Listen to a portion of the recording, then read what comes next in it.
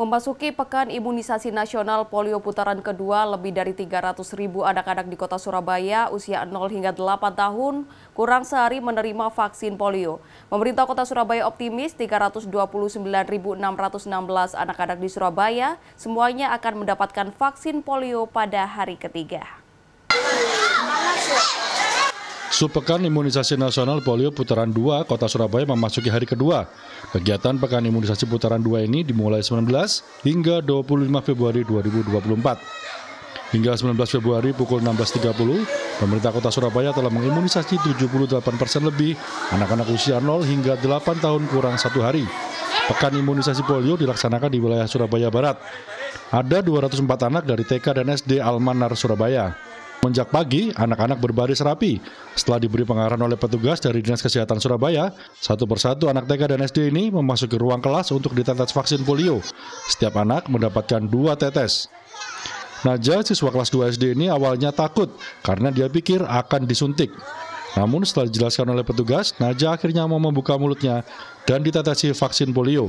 Setelah itu, seperti pemilu, jari mereka diberikan penanda dengan tinta sebagai tanda mereka telah divaksin polio. Enggak. Tapi kayak takut kenapa tadi? Baik. Sakit? Sakit enggak? Tapi waktu di tetesin rasanya gimana? Manis.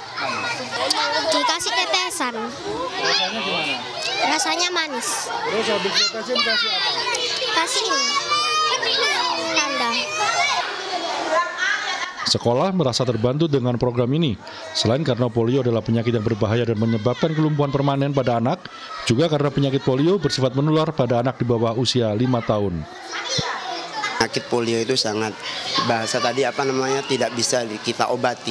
Nah, tapi adanya pencegahan dengan ngasihkan vitamin atau semacamnya dan itu rasanya disukai oleh anak-anak.